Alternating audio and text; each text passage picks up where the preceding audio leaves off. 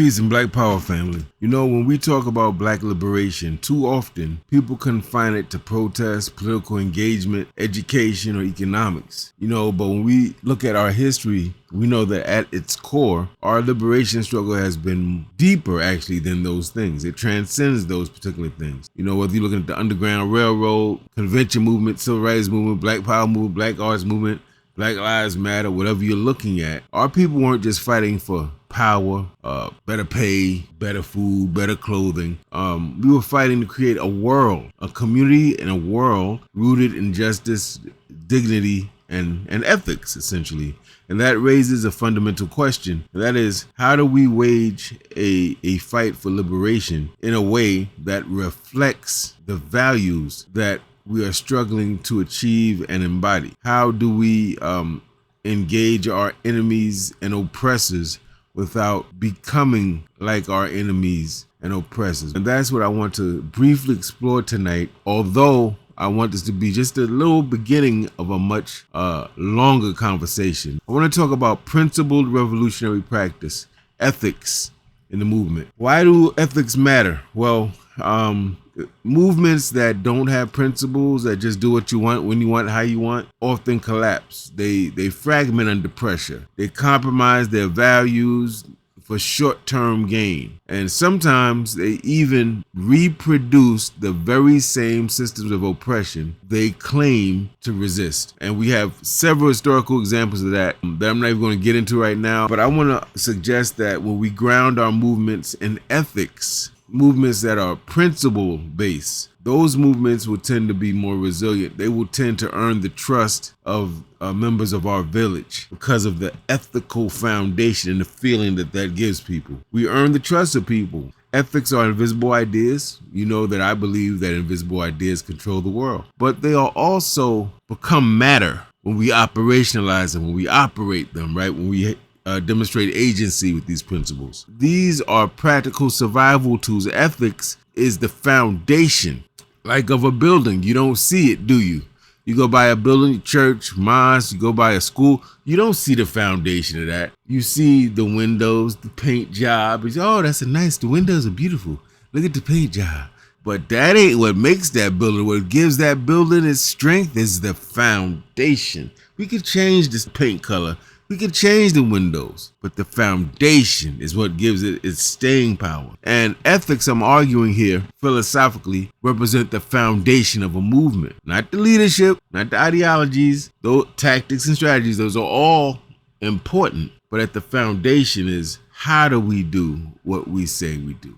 How do we engage our enemies? How do we uplift our people? What do we stand for? How do we treat each other in the movement? How do we hold ourselves accountable? Are we coachable? Do we evaluate our own methodology, our own ideas? Do we test them? Have you tested the idea? Do you know that this idea is right and exact, effective and efficient for the time we are living in? All of those are ethical questions. And I think one of the most difficult ethical dilemmas that our movement has always faced and will continue to face is this question: do the ends justify the means? So Reverend Dr. Martin Luther King insisted that unjust means cannot produce a just society. And then others like Malcolm X, Franz Fanon, Amilcar Cabral would have argued that oppressed people have the right to use any means necessary to achieve their liberation or self-determination, including armed resistance. So you have these two kind of differing points of view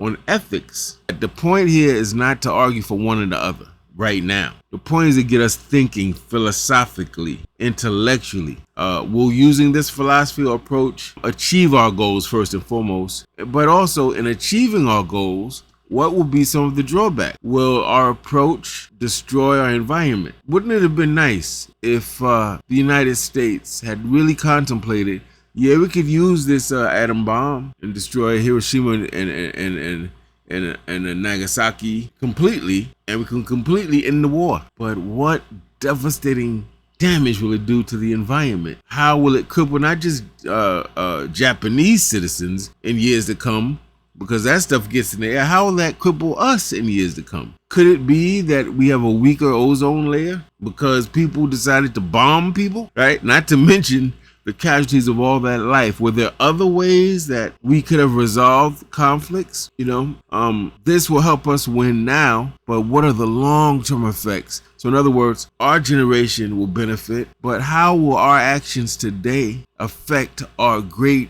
grandchildren? Who's going to take that time to give that extra thought? When we're in the war room and we're coming up with strategies and we're coming up with our protest campaigns and our propaganda, like who's going to be in there and say, oh, that's effective.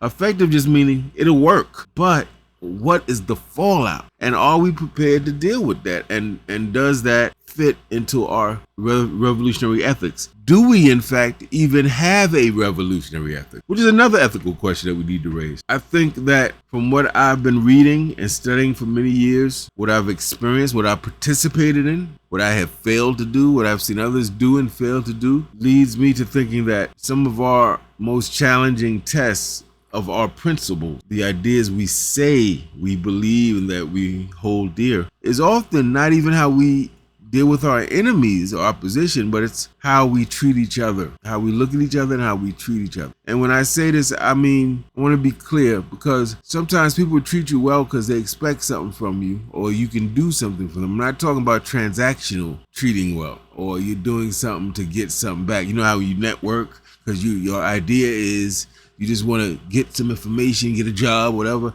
not talking about that. I'm saying when you don't know you're getting anything, this person may not be able to do anything for you. Nothing. How are you going to look at them? How are you going to treat them? Are we going to have the type of ethics where we respect you if you got big money, you work, have a nice job, you're good looking, got certain degrees, but if you have none of those things, we treat you like a piece of shit. So these questions are very, very, very important. Before we even talk about how we treat white folk, how are we going to look at each other? Classism, ableism, ageism, and a whole lot of other elitism and a whole lot of other isms and schisms. Are we going to take the principled position that we only care about what happens to our people? Are we going to take the revolutionary position that of course we care what happens to us first and foremost, but we also are sensitive to the fact that other people suffer? Then there's also financial transparency. We have many cases, people, organizations, and movements that were fraudulent,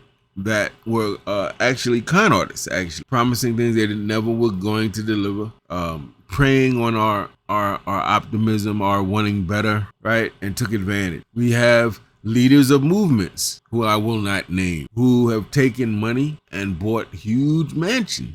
So we have to come up with ways that money and resources are handled openly and equitably. If people ask you to donate and contribute to something, you need to know how your money is being used. And if when you raise those ethical questions, you're being met with mind your business, who are you to ask me how I'm using my money? Then we have decisions to make about who we support and who we don't. Otherwise, our movements and our communities will continue to risk fraudulent activity, elitism, corruption, and what the white man would call malfeasance. We need to talk about coalition building. These are all ethical questions I'm raising. I'm not going deep, but I'm saying these are things I'm going to be talking about a little bit more specifically, because these are the areas I see that aren't being talked about enough, if at all, and they're going to make or break movements of the future and what our liberation will look like in practical ways. Solidarity requires honesty and, to some degree, some uncomfortable conversation. I personally, from my studies and my teachers and experience,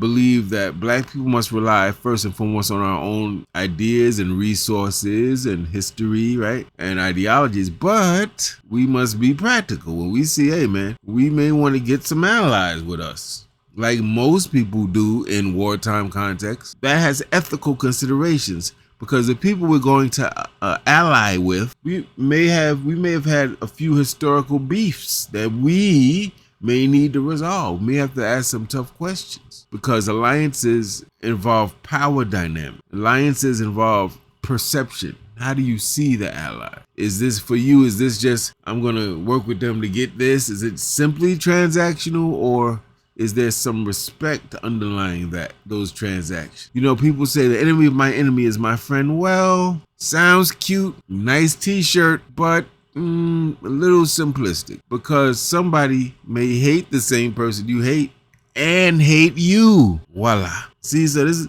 is what I mean. These are things someone has to really sit and think about. Not be quick with the slogans and go, that'll be good on a t-shirt, and it ain't right and exact. We have to give serious thought to these things, or else we're setting ourselves up, set up for the wet up, as the young people would have said.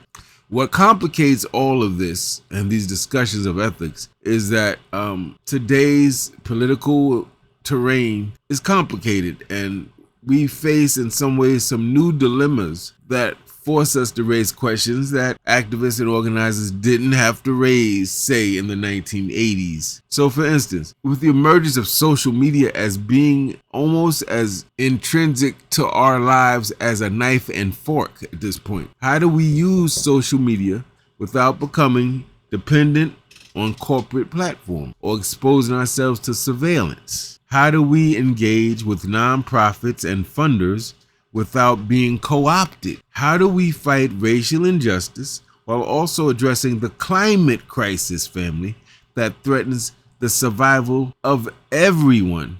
Does artificial intelligence have a role in our liberation movement? And if so, how so? How do we incorporate AI into our movement in ways that will help us to be more productive, effective, and efficient without impairing our cognitive ability? Or in other words, our ability to analyze, think, and strategize. Is AI something we should be afraid of, like, a nuclear weapon, or is AI something we should look at as like a tool? And how do we use it ethically? Very important question. These are ethical questions, not just tactical questions. So let me begin to close up. Family, building principled revolution. Oh, and let me also say very quickly, we have templates in our culture and history of ethics. We got Ma'at, right? Ma'at has several principles, 7. It has 42 declarations that people would say that are kind of guiding principles. But at its core, it's talking about balance and reciprocity, fairness, justice. But it also has this thing of, if you look at those 42 negative confessions,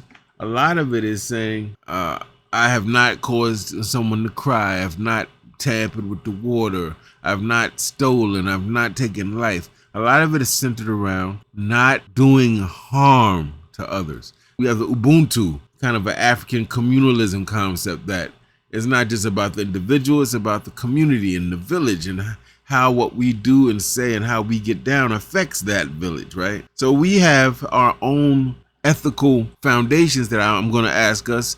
We need to go back to them, and we need to take the best of them and maybe think about coming up with ethical practices, a framework that we can use today, considering that the world we live in today is much different, obviously, than the world we lived in ancient Africa. Building principled revolutionary practice involves more than just strategy. It's about living the values of liberation every day, not just in the war room, not just at the rally, not just at the march or the hunger strike, the protests, but living these principles every day because they are part of the way we live. And to give thought to the type of world, community, or village we want to create, not after we win liberation, but before we win the liberation, is something that we have to give much thought to, as much, if not more thought, than how we protest, who's in power, who do we target, how do we do our propaganda, families. It's that important. So I want to leave you with some reflection questions. Do our practices match our principles? How do we hold each other accountable in ways that are empathetic and not cruel and demeaning and abusive? How do we make sure the world we're fighting for and that we're building looks like the world we want to see tomorrow, the world we want for our great-great-grandchildren? The struggle for Black liberation, family, is the struggle to become fully human and to be humane and to be safe and to have a clean, nurturing environment and to be free from prejudices and oppressions and discriminations and all these other things. But underlying that means building a practice, a lifestyle, a methodology, and a philosophy that is rooted and grounded in ethics, dignity, and love. And with that said, peace and Black Power, family.